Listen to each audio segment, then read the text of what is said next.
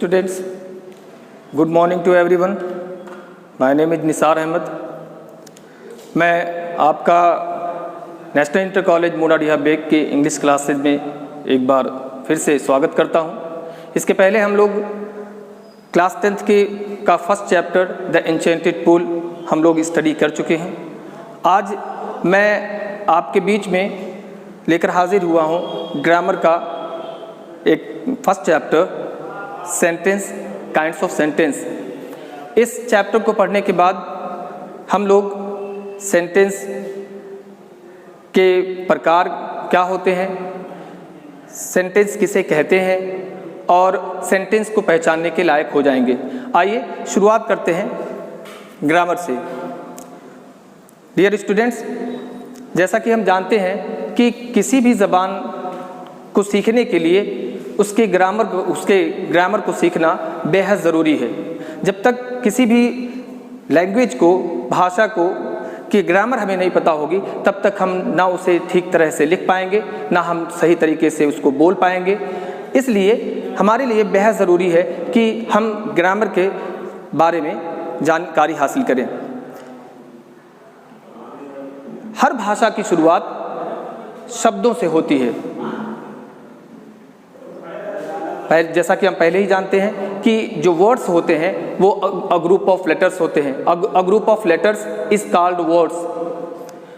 अक्षरों के समूह को शब्द कहते हैं और a group of words that makes a complete sense is called sentence. और शब्दों का ऐसा समूह जो पूरी तरह से स्पष्ट अर्थ को प्रकट करता है उसे हम सेंटेंस कहते हैं. सेंटेंस को पढ़ने से पहले हम इससे जुड़े हुए दो बातें और हमारे लिए जानना ज़रूरी है. एक होता है फ्रेज और एक होता है clause. Phrase, sentence and clause, तीनों में क्या अंतर है? What is the difference between phrase, sentence and clause? Phrase, जैसा कि हिंदी में इसका अर्थ होता है वाक्यांश. वाक्यांश का अर्थ हुआ कि a group of words that makes not a complete sense. ऐसा शब्दों का ऐसा समूह जो पूरा निश्चित अर्थ प्रकट करता हो, अस्पष्ट अर्थ ना प्रकट करता हो, उसे हम फ्रेज कहते हैं. जैसे a golden bowl,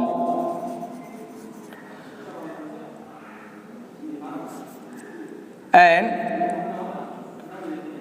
a man of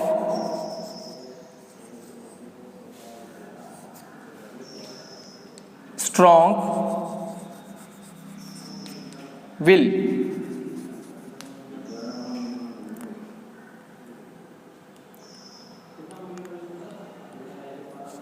A player of tennis.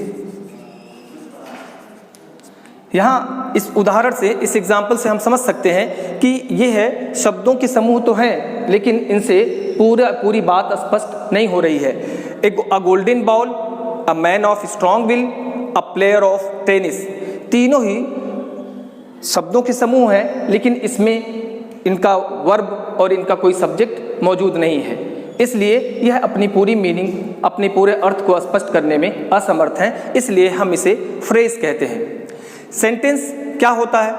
Sentence, जैसा कि मैं अभी पहले ही आपको बता चुका हूं कि सेंटेंस वो है शब्दों का ऐसा समूह जिससे पूरी बात स्पष्ट हो, साफ साफ पूरी बात समझ में आए, उसे हम सेंटेंस कहते हैं. क्लास की जहां तक बात है, यह सेंटेंस ही की तरह, सेंटेंस में वर्ब होता है, उस वर्ब का अपना सब्जेक्ट और प्रेडिकेट होता है, ऑब्जेक्ट होता है. इसी तरह से सेम क्लास होते हैं. क्लास सेंटेंस का ही एक पार्ट है जिसमें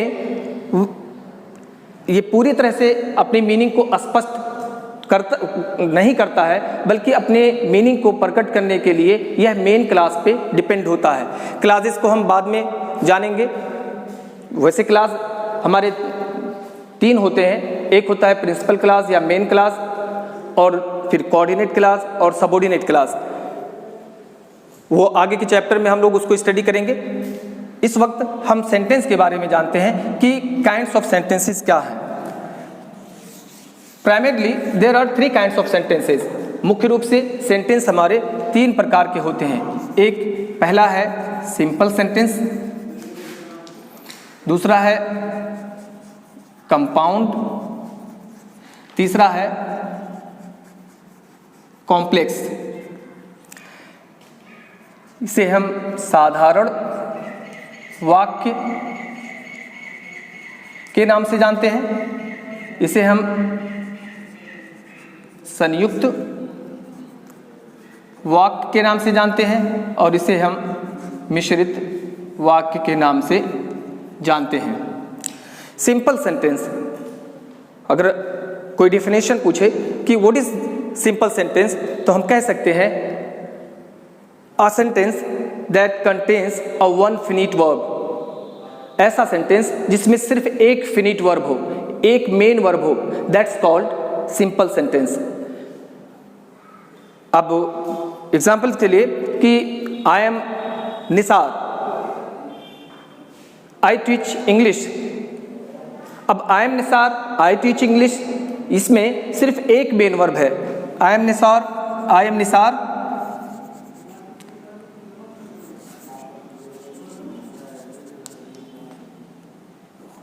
आई teach English. I know that you are very intelligent.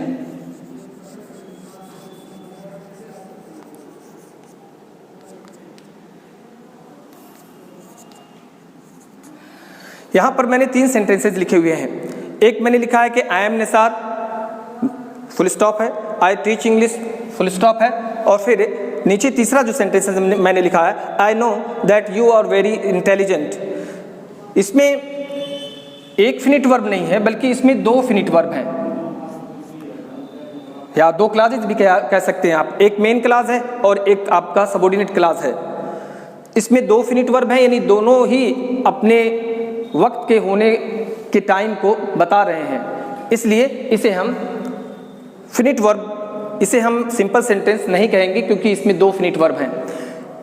पहला जो सेंटेंस है उसमें एक फिनिट वर्ब है, दूसरा जो सेंटेंस है उसमें टीच एक फिनिट वर्ब है, जो आपको बता रहा है, काम के होने का वक्त बता रहा है, action, the time of action बता रहा है, इसलिए इसको हम सिंपल सेंटेंस के नाम से जानते हैं। इस तरह से हम कह सकते हैं कि सिंपल सेंटेंस हमारे 4 प्रकार के होते हैं। हालांकि 4 ही होते हैं, लेकिन कई ग्रामरियन ने उसे 5 कहा है। ये हमारे 5 होते हैं, 1 2 3 4 एंड 5। पहला जो सेंटेंस हमारा है वो असर्टिव या डिक्लेरेटिव सेंटेंस के नाम से जानते हैं। दूसरा इसका नाम डिक्लेरेटिव, इसको हम कथनात्मक वाक्य के नाम से जानते हैं, या स्वीकारात्मक वाक्य के नाम से जानते हैं। दूसरा इंट्रोगेटिव,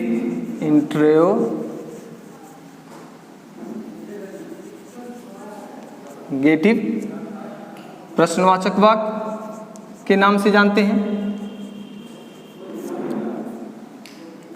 तीसरा इम्पेरेटिव,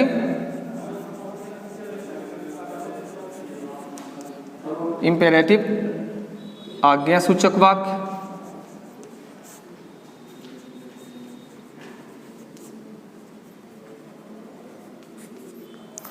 चौथा एक्सक्लेमेटरी,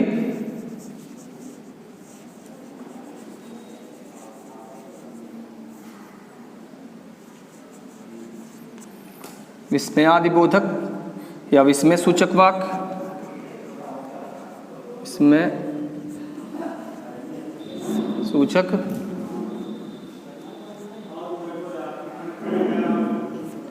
और 5वां ऑप्टेटिव,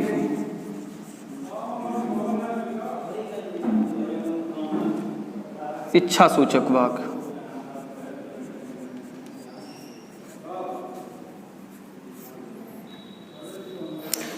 ये 5 प्रकार के सेंटेंसेस हमारे होते हैं। सुबह से शाम तक, since morning to evening, we speak different kinds of sentences, but we are unable to know what kinds of sentences, what the name of the sentences is. सुबह से शाम तक हम कई प्रकार के वाक्य बोलते हैं, लेकिन ग्रामर की ना जानकारी होने के नाते हमें ये पता नहीं चल पाता है कि हम कौन सा सेंटेंस बोल रहे हैं और उसका नाम क्या है। आइए हम जानते हैं असर्टिव सेंटेंस या डिक्लेरेटिव सेंटेंस किसे कहते हैं। डिक्लेयर से बना हुआ डिक्लेरेटिव है ऐसा वाक्य जिसमें किसी कथन को स्पष्ट किया जाए, किसी कथन को बोला जाए। अ सेंटेंस दैट डिक्लेयर समथिंग, ऐसा वाक्य जो किसी के बारे में कुछ स्पष्ट करे, कुछ बताए, उसे हम असर्टिव सेंटेंस कहते हैं। अब किसी के बारे में कुछ बताना का मतलब है कि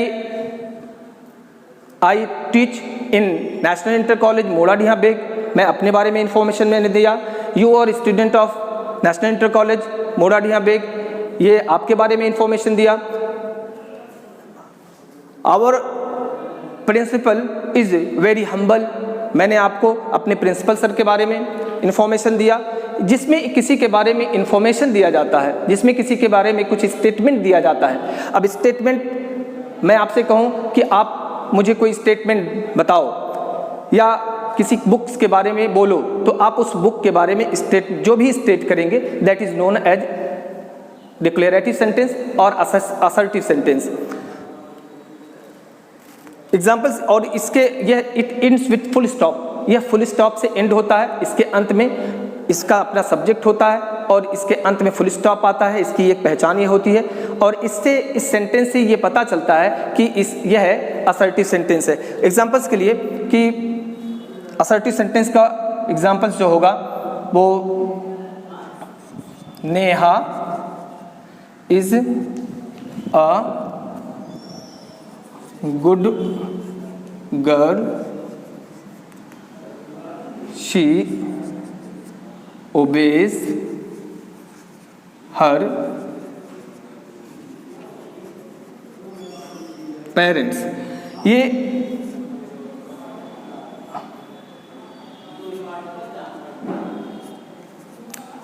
नेहा के बारे में स्टेटमेंट हमने दिया कि Neha is a good girl, Neha एक अच्छी लड़की है। शी ओबेज हर पेरेंट्स, वो अपने माँ बाप का कहना मानती है।